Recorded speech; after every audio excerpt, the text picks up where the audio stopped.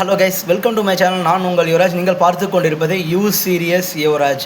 இன்றைக்கி தமிழ்நாட்டில் நடந்த முக்கியமான பிரேக்கிங் நியூஸோட ஹெட்லைன்ஸ் மட்டும் தான் நம்ம சேனலில் பார்க்க போகிறோம். தொகுத்து வழங்குவது நான் உங்கள் யுவராஜ். அடுத்ததாக ஃபஸ்ட் நியூஸ் எதை பற்றி பார்க்க போகிறோன்னா, பாஜக வளர்ச்சிக்கு அண்ணாமலை தான் காரணம் என்று அமைச்சர் செல்லூர் ராஜு கூறியிருக்கிறார். இதை பற்றின டீட்டெயிலாக பார்ப்போம். மதுரை மேற்கு தொகுதியில் 4வது முறையாக அதிமுக சார்பில் போட்டியிடும் செல்லூர் ராஜு அண்ணாமலை அவர்கள் தான் மிகப்பெரிய காரணம், பாஜகவின் தமிழகத்தில் பாஜகவின் வளர்ச்சிக்கு அண்ணாமலை தான் காரணம் என்று கூறியிருக்கார். அடுத்ததான் பார்த்தீங்கன்னா, பிரேமலதா விஜயகாந்த் அவர்கள் என்ன சொல்லியிருக்காங்கன்னா, திமுக தேர்தல் அறிக்கை மக்களிடம் மிகப்பெரிய வரவேற்பை பெற்றிருக்கிறதா சொல்லியிருக்காங்க.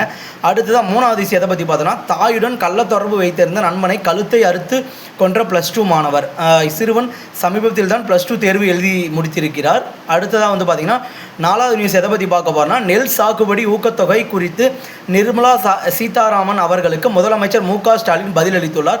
கடிதத்தில் இல்லாத எதையும் நான் பேசவில்லை என்று முதலமைச்சர் மு.க. ஸ்டாலின் தெரிவித்துள்ளார். புகழ்பெற்ற சுற்றுலா தலத்தில் கூட்ட நெரிசல், 30 பேர் பலி. கரிபியன் கடலில் அமைந்துள்ள தீவு நாடுகளில் ஹைதியும் ஒன்றாகும்.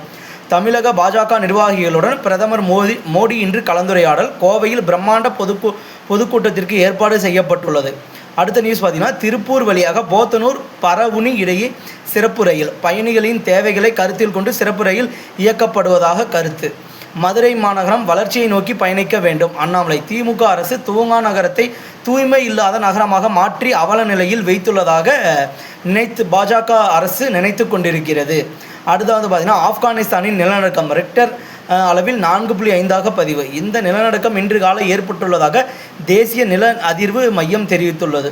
அடுத்த நியூஸ் எதை பற்றி பார்க்க போனால், நியூசிலாந்து நாட்டை தாக்கிய புயல், 90 விமானங்கள் ரத்து, 5 பேர் உயிரிழப்பு. வீடுகள், சாலைகள் மற்றும் குடியிருப்பு பகுதிகளுக்குள் வெள்ளம் புகுந்தது. நாடாளுமன்ற சிறப்பு கூட்டத்தில் தென் மாநிலங்களின் அதிகாரங்களை குறைக்க சூழ்ச்சி. வீரமணி குற்றச்சாட்டு. சட்டமன்ற தேர்தலில் வாக்களிப்பதுடன் ஜனநாயக கடமை முடிந்துவிட்டது என்று மக்கள் கருதிவிடக்கூடாது என்று வீரமணி கூறியுள்ளார்.